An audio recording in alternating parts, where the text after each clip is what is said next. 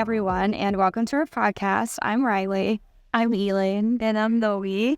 And we are here to combine our investigation into active citizenship in Denmark into this podcast episode. We first began our research by creating our definition of active citizenship. We included involvement in the community, being an educated participant in politics, and being engaged in social discourse. As we engage with various stakeholders throughout this learning journey, we identified a main barrier to active citizenship in Denmark, and it all boils down to, are you Danish enough? So just to give a brief overview of what we have done over the past few weeks, we have engaged in conversations with various voluntary organizations. We went to the Democracy Festival and talked to many people, both at our booth and as well as at other booths. And we have taken note of our daily conversations with deans that we meet in our apartments and along the street.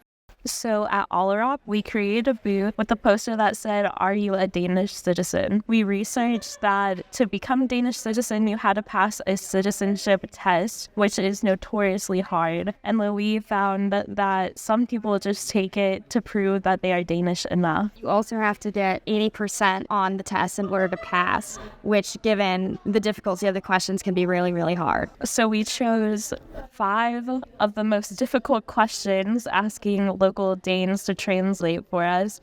And I think we found that most of the people received 80%, but no one got a 100. At our booth, we had a lot of people come up to us who were interested in talking about what it means to be Danish to them.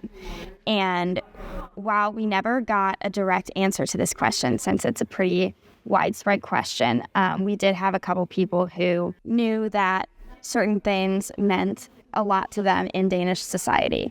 I spoke with a Danish teacher who teaches social studies and is a member of the Green Party. And he believes that to be Danish means to know peace because of the welfare and security system set up to protect certain citizens. Yes, we also talked to a young girl who is a student there, and she said being Danish is having the freedom to choose what you believe. We also had the chance to talk to a member of the youth party at the Conservative People's Party, and he provides the perspective of a politically engaged youth who is also in the majority in Denmark. He cares deeply about safety, and about climate change, and he talks a lot about how the Danish society should be safer in terms of economic crimes and in terms of immigration. However, during these interviews, we did notice there seemed to be a dominating narrative that Danish society is, for the most part at least, not corrupt, provides for the citizens, and a lot of people don't face major issues. And that's why a lot of the people that we talk to associate being Danish with a sense of security, a sense of peace. And that just doesn't apply to every member of Danish society. Yeah, so I had the opportunity to discuss citizenship with a teacher at the free school who is originally from Afghanistan. Despite being here since 2005, he considers himself Danish, but when asking others, they may not see him as Danish enough. We also had the chance to speak to Joanna, who is a teacher at the folk school that we visited in Allerop. She is originally from Brazil and moved to Denmark as a student at the folk school, and she's now a teacher. She spoke on some of the challenges in assimilating or not assimilating to Danish culture as an immigrant. She said that oftentimes you get taken more seriously as an active citizen if you assimilate to Danish culture. And when she brings up issues that she commonly sees in the school system to her Danish colleagues, she feels like she needs to prove her point to be taken seriously and really support her point with evidence and data in order to actually be listened to, whereas her Danish counterparts often need to do less to be taken seriously by the group. She also spoke on the idea that Danes often act polite and friendly, which contributes to this narrative of everyone being part of a friendly, free, equal society, but don't actually accept you truly as somebody who is Danish. You will always sort of be an other to them. This notion also echoed the thoughts of Naima from the organization Saga, which works with Danish youth to participate in political activism. There is something underneath that also means that, for example, as a refugee, I came from Eritrea as a refugee, where every time I criticize something, the pushback will always be, then go back to where you come from. I'm like, so there is a level of my active citizenship and democracy that goes to here, and then the rest does not count me. So I have to be grateful to be here. I have to be happy for all the things, but I'm not allowed to be part of the system and the society and be able to change it. And I always say, well, I want to criticize it because I want to be here. I want to be part of it. And I also want to make it better for other generations. So I'm allowed to have these opinions. But people have a hard time figuring it out because I do not look like them.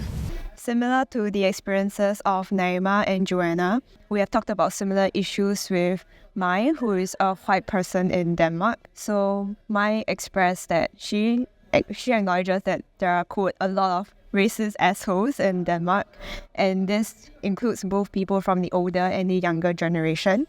From the older generation, she thinks that a lot of the racism comes from the fact that they are much more ignorant, or that they have preconceived notions of what a Danish citizen should look like. Meanwhile, she also observed that a lot of the younger people are also, while they are more politically aware of the different social issues in Denmark, there are also a lot of more young people joining the far-right parties.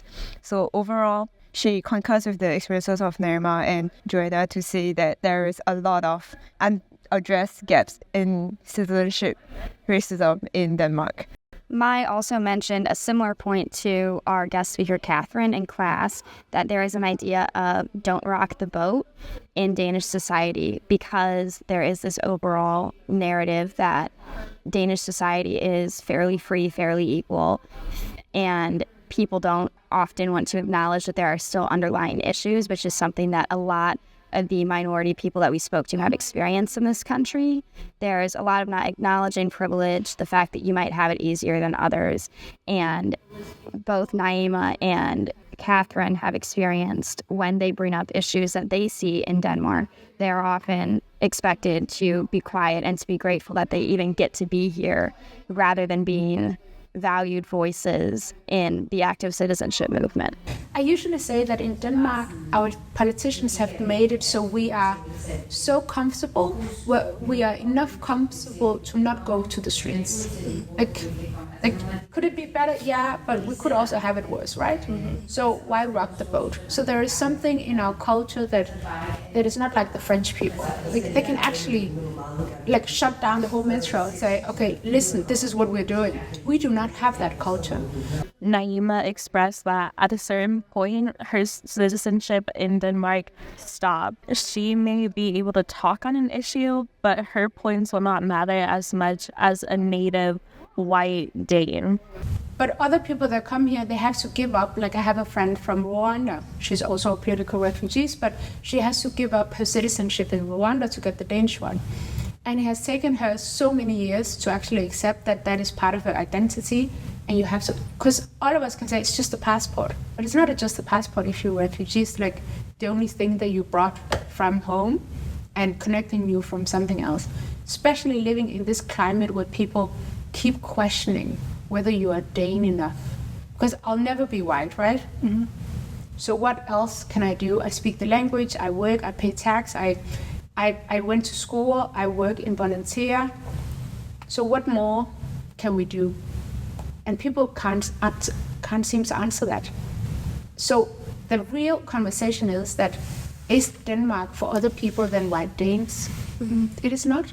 Another point that came up in several of our interviews, especially with Mai, as somebody who is a white person in Denmark, that there are a lot of echo chambers, especially in Copenhagen, where you're very closed off into a circle of friends who, for the most part, is very similar to you and has the same opinions and lived experiences as you. So you're often not exposed to people who are different or share different opinions or backgrounds. Joanna brought up the same point at the Danish folk schools, and that often international students at those schools are othered because this is the first time that the Danish students there have been exposed to people from different backgrounds. And because of the existence of these echo chambers, there are often not challenges to the status quo, which leads to that issue that we see where Danes often struggle to acknowledge that there are still issues in society. So how do we change all this? We spoke with the leader of the anti-homelessness organization at Allerop, who said that it is possible to integrate into Danish society as an immigrant, but only if they are willing to make an effort to integrate. She sees no barriers at all. It's just the fact that people have to put in effort in order to integrate into Danish society. We heard this similar viewpoint from an immigrant from Israel. She considers herself successfully integrated into Danish society, and she also thinks that the main responsibility of integration lies in the immigrants and rather than the Danish society. She speaks from the perspective of someone who has successfully integrated, and she quotes her own practices of having assimilated into Danish society, and she thinks that the immigrants who want to integrate should assimilate, and that she does not think the responsibility lies fully on the other end. However, we've also heard some opposing viewpoints on that topic. For example, Joanna, the teacher at the folk school, is aware that assimilation would cause her to be taken more seriously by her Danish counterparts when engaging in active citizenship. However, she believes that should not be the status quo. That's not what she should work towards. She believes that as somebody who is a member of Danish society and is living here, that should be enough to have her taken seriously, and she shouldn't need to assimilate. Also, as we've seen in this discussion, people have barriers, whether you're a person of color or white. It depends on if you can assimilate properly, if people will take you seriously as a Dane. Also, some people like Naima express that they don't want to be a Dane. So sometimes you have to, I always say, but I don't want to call myself a Dane. I'm a European. Like you can't, there's nothing to exchange here with, because I don't want whatever you're selling. It's not a club that I want to be part of, because I will never be part of it. Like you can assimilate as much as you want, but they will always punish you. They will always see you as not enough. While some people believe that the education is enough and that there's a social and society studies in all of Denmark schools, Naima believes that education is not doing enough. This is where Saga comes in. They educate the youth, give them a platform to speak on politics. Naima expressed that no one is not Danish enough or should be excluded from the political conversation if they are living in Denmark, whether a citizen or not. Solution is, first of all, that we have to have a conversation about it. We do not have the vocabulary to talk about these things because everyone takes it personally. When I say, please do not use this N-word, people will be like, but why can I not? Because I just told you. It's hurtful. But I don't, you have to understand, I don't mean blah, blah, but it's not about you. Mm-hmm. Everyone takes it personally. And this one makes it very identity politics, mm-hmm. which is what they say in Denmark. Because we are alone with our phone, we think it's my fault that I don't succeed in life, that I have to figure out what I want with my life, I have to change, I have to be part of democracy, I have to vote. So if someone says whatever you're doing is not working and you're causing harm, people will be like, but I tried, so now I'm not going to do anything. Mm-hmm. Like there is not either or. We have to be a place where it's going to hurt, but say that I'll also be here tomorrow. We can continue this, and I'll be here in 10 months' time, and we can continue. And hopefully we can evolve together. Naima also noted that social media is a place where conversations can be started about social movements around the world, but activism should be taken off of platforms as well. She noted that with the conflict in Palestine, that people are sharing AI-generated images of Rafah, but those people probably aren't going to the streets and participating in movements outside of social media. So it can be a good tool to start conversations, but it's not always the best to say, like, I posted something on Instagram, that's enough. This ties into the aspect of performative activism on social media, where people often post things if they agree with them or because they feel pressured by their friends or followers on social media to post something about the cause. And then that's where their activism stops. That's where their work stops, and they don't ever take it further. But there is much more social media activism than there are actual activism on the street. I think it's the same group that walks the streets every day, that are still doing demonstrations for Gaza in the 8th month now. I think there's a lot of people that are comfortable not doing it. I think there is this performance culture that is being a huge boundary to actually just say, what can I use from our democracy to make a change? There's a lot of young people right now in front of Christiansborg who's doing a hunger strike. There's a lot of people living in tents in front of their student faculty, and that actually led to some change at Copenhagen University. So I think there is people trying and making it, but there's a lot of people who are enough sharing an AI picture of Rafah. And that's it for them. Another person at Al-Arab said that he doesn't like the word social media because the posts that are made on social media are not newsworthy. They should be called social platforms instead.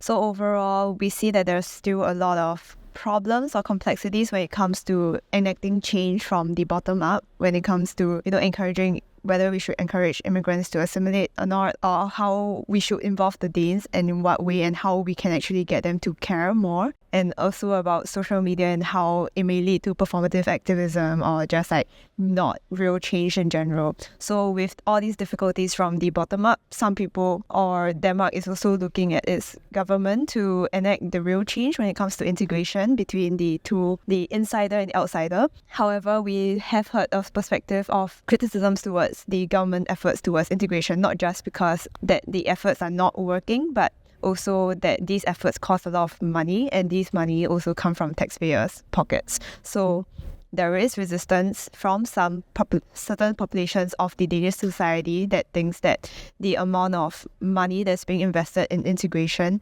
may not be as worthwhile. With this, we would like to thank you for listening to our podcast. We would like to continue the conversation offline and go to in person. Bye, guys. Bye.